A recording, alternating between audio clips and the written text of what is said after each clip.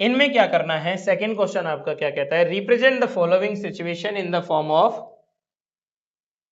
Form of quadratic equation. आपको क्या करना है, इनमें हर एक सिचुएशन को क्वाड्रेटिक इक्वेशन बना करके छोड़ना है। आपको हर एक सिचुएशन में क्वाड्रेटिक इक्वेशन बनानी है। तो आपको कैसे पता चलेगा कि ये क्वेश्चन जो है चैप्टर 4 का है या चैप्टर 3 का है, यस और नो? तो जब भी जो इक्वेशन आएगी उसमें ज्यादातर प्रोडक्ट होगा। क्या मेन बात होगी? प्रोडक्ट। तो जब प्रोडक्ट हो रहा है तो समझ लेना ये चैप्टर कौन सा है, 4 है। एरिया की बात करेगा, हालांकि एरिया की बात दोनों में कर सकता है, बट ज्यादातर किस में करेगा, 4 में। समझ आया? एज की बात करेगा तो क्या होगा, प्रोडक्ट। जैसे कॉस्ट निकाला हमने अभी, एक क्वेश्चन में कॉस्ट पूछा था ना, तो कॉस्ट में भी क्या था, मल्टीप्लाई। तो यहाँ पे याद रखना, प्रोडक्ट या मल्टीप्लाई जैसा कुछ यूज हो रहा है तो 99% चांस है कि वो क्वेश्चन कैसा होगा, चैप्टर 4 का होगा। अगर फिर भी आपको कंफ्यूजन है तो आप क्या करो, स्टार्टिंग में सारी चीजें आप चैप्टर 3 जैसे ही स्टार्ट करो, ठीक है, एक्स और वाई मान करके। एंड में वो जो क्वेश्चन है आपका ऑटोमेटिकली किस में बदल जाएगा, चैप्टर 4 में। यस और नो? कैसे? इस क्वेश्चन के हिसाब से मैं आपको समझाता हूं। The area of rectangular plot is, देखो एरिया जो है, एक रेक्टेंगुलर प्लॉट है यहाँ पे, एरिया ऑफ रेक्टेंगुलर प्लॉट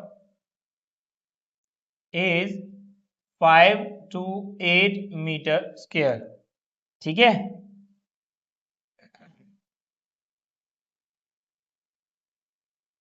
यहाँ पे एक रेक्टेंगुलर प्लॉट ले ली जिसका एरिया कितना है, इसका नाम दे देते हैं A B C D, है ना, A B C और D। इसका एरिया ये है, तो लेंथ होगी कुछ ब्रेड्थ होगी, यस और नो?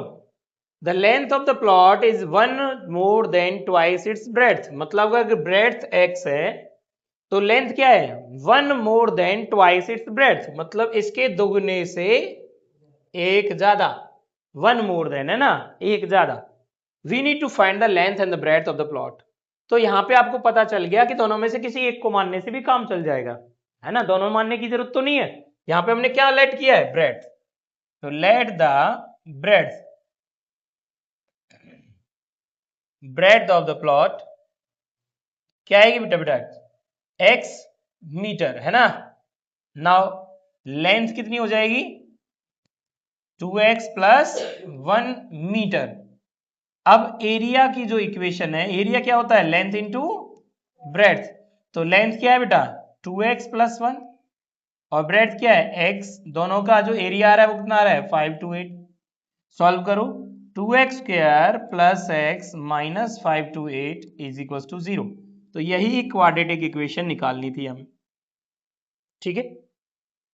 पेपर में ज्यादा से ज्यादा क्या हो सकता है, इसी क्वेश्चन को वो कहेगा सॉल्व करके दिखाओ, ठीक है।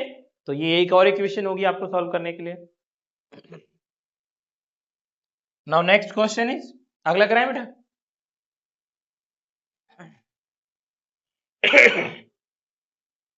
The product of two conjugative positive integers is 306। क्या कह रहा है यहाँ पे, प्रोडक्ट। तो किसका चैप्टर का क्वेश्चन बना, 4th का। समझ आ रहा है ना, इस तरीके से आप पहचान सकते हो। टू कंजुगेटिव इंटीजर्स की बात कर रहा है। तो जब भी दो कंजुगेटिव इंटीजर्स होते हैं तो लेट करो, लेट फर्स्ट इंटीजर। आपने फर्स्ट इंटीजर अगर आपने लेट करना है तो क्या लेट हो जाएगा, x।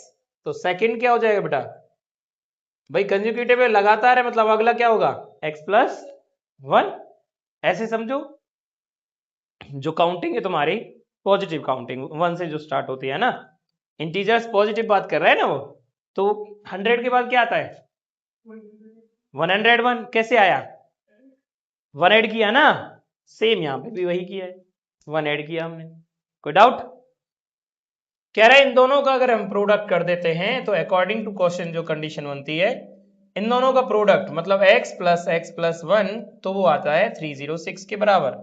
तो मल्टीप्लाई करो, x square plus x minus 306 equals to 0। ये आपकी इक्वेशन आ गई। इसको सॉल्व करेंगे, इंटीजर्स आ जाएंगे। सिंपल, बहुत इजी क्वेश्चन है। समझ आ रहा है?